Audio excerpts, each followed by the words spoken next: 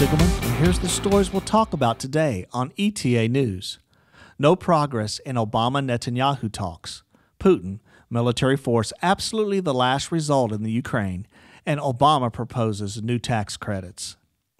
President Barack Obama and Israeli Prime Minister Benjamin Netanyahu met in the White House this past week to discuss the impending Israeli-Palestinian U.S.-led framework agreement and the Iranian nuclear program.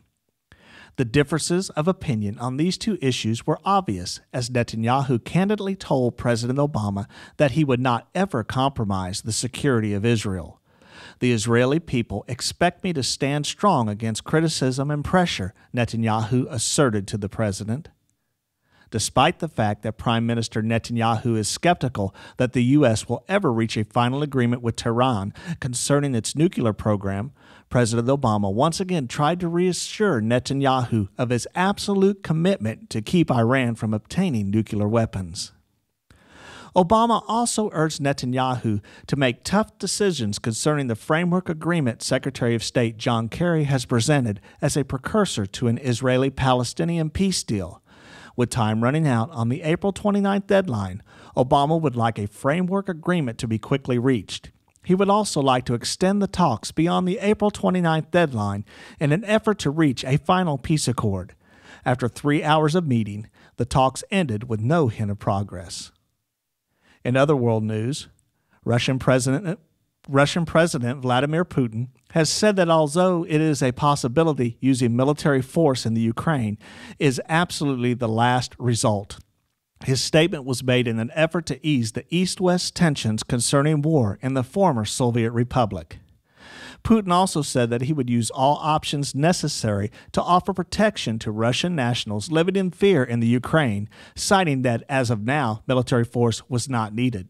He called any sanctions from the West against Russia counterproductive.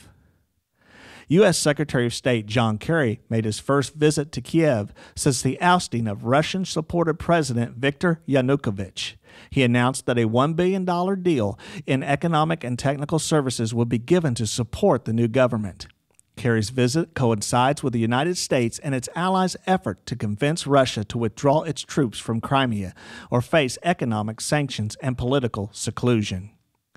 Putin has called the overthrow of Yanukovych unconstitutional, stating that he is still the lawful leader in the Ukraine. He told reporters, "There can only be one assessment of what happened in Kiev, in Ukraine in general. This is an anti-constitutional coup and the armed seizure of power." Russia has shown little effort to defuse the conflict in the Ukraine, NATO has stated during an emergency session on Tuesday. Such tensions remain high as incident after incident adds fuel to the fire. On the national scene, in an effort to pump up the economy, President Obama has called for new tax credits and job training programs in his 2015 budget. This is in stark contrast to the Republicans' point of view that there should be less government involvement in economic growth.